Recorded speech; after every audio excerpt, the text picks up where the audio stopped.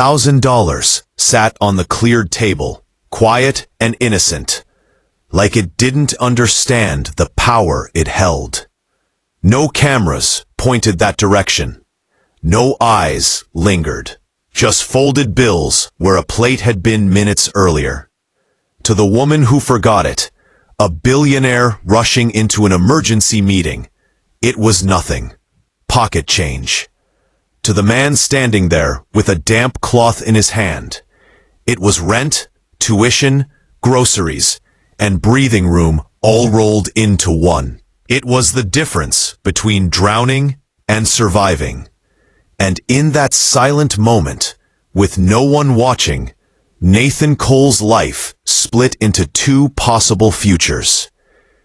Nathan wiped the same corner of the booth for the third time that afternoon. Not because it was dirty, but because stopping meant thinking. Henderson's grill had that effect on him. The hum of the refrigerator, the distant clatter of dishes, the smell of cooked meat soaked into the walls. He had been here 4 years, long enough for the place to feel like a second home, and a reminder of how little had changed. The floors still creaked in the same spots, the leather booths still cracked along the seams, and he was still working double shifts just to stay afloat.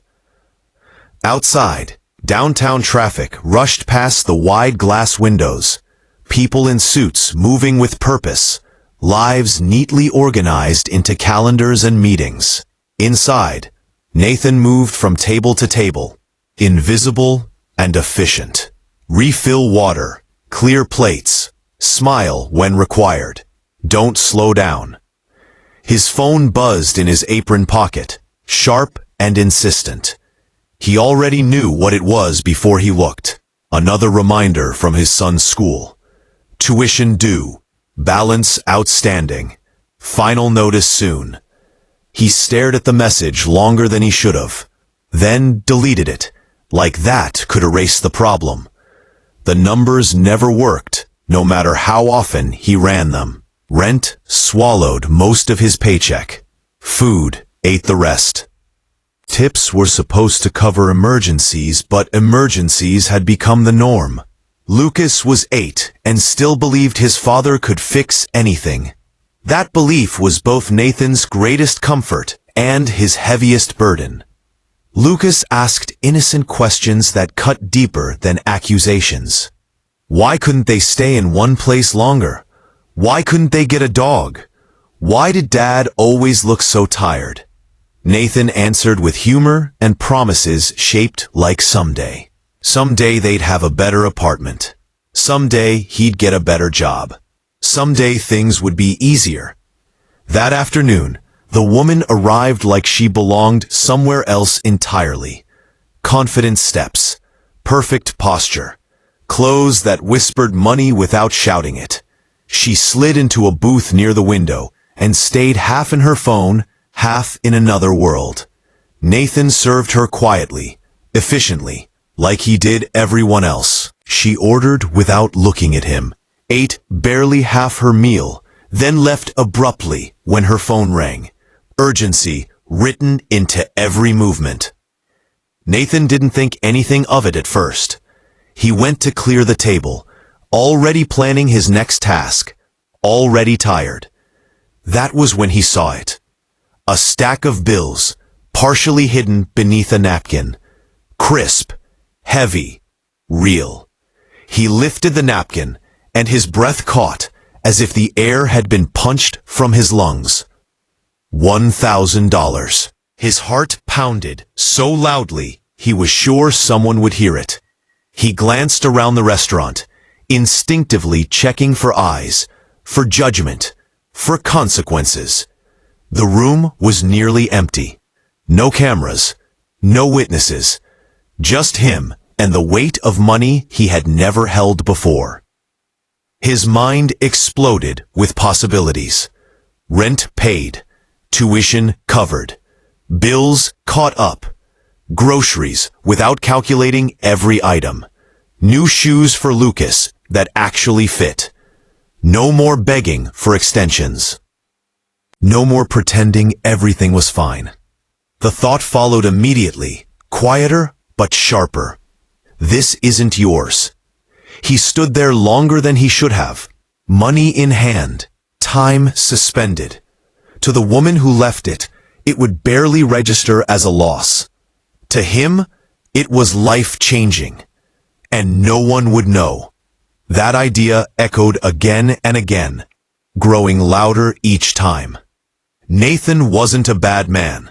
He had never been one. But desperation has a way of blurring lines you once thought were solid. He thought of Lucas, watching him tie his shoes in the morning. Thought of the lessons he preached about honesty, about doing the right thing even when it was hard.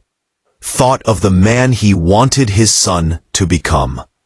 He folded the bills and slipped them into his apron pocket, not as a decision, but as a pause.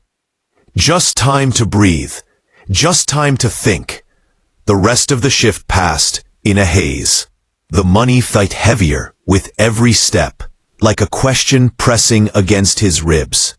He counted it twice in the storage closet, hands shaking, then sealed it into an envelope.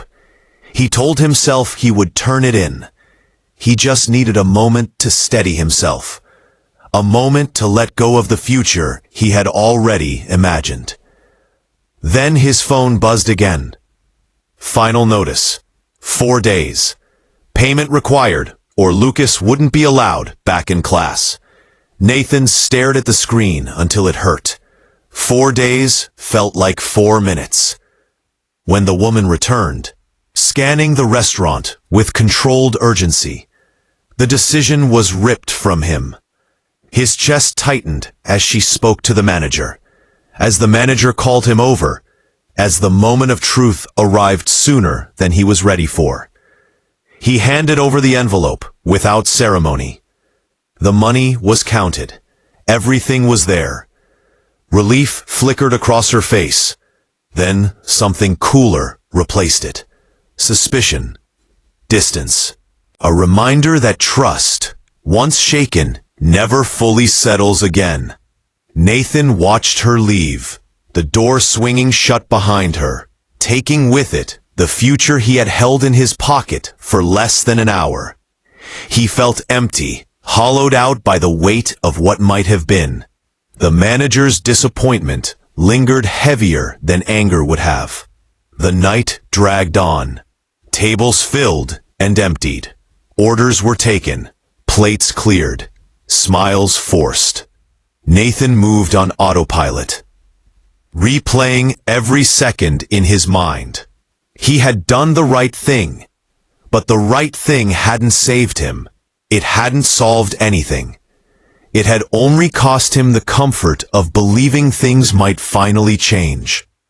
In the alley, during his break, cold air biting at his skin, a coworker listened as he told the story. No judgment, no lecture, just a simple truth offered quietly. Doing the right thing rarely feels good in the moment. If it did, everyone would do it. Those words stayed with him. At the end of the night, tips counted and feet aching, Nathan walked home under flickering streetlights. He stopped by the neighbor's apartment to pick up Lucas, who ran to him with a smile that erased the day's wait for just a moment. They walked home together, talking about homework and cartoons and small, safe things. That night, after Lucas fell asleep, Nathan sat at the small kitchen table and stared at the bills he couldn't pay. He felt defeated, but beneath that, something steadier remained. He had looked temptation in the face and chosen the man he wanted his son to see. That choice didn't fix his problems, but it preserved something more fragile and important. The next morning, Nathan woke up early and made a decision of his own. Not a miracle, not a shortcut, but a commitment. He started asking questions he had been afraid to ask, applied for positions he thought were out of reach, spoke to the school instead of avoiding their calls, took responsibility, not just for surviving, but for changing his path, one uncomfortable step at a time. Life didn't transform overnight. It never does. But weeks later, when an opportunity finally came, when a better job opened through someone who remembered his honesty, Nathan understood something clearly. Integrity doesn't always pay immediately. Sometimes it pays later, quietly, in ways you can't predict. That $1,000 had been a test, not a reward, and passing it didn't make him rich. It made him someone his son could be proud of. If this story moved you, if it reminded you that character matters even when no one is watching, take a moment to like this video and subscribe to the channel. Stories like this exist to remind us that the hardest choices shape the strongest people, and sometimes, doing the right thing is the first step toward the life you're trying to build.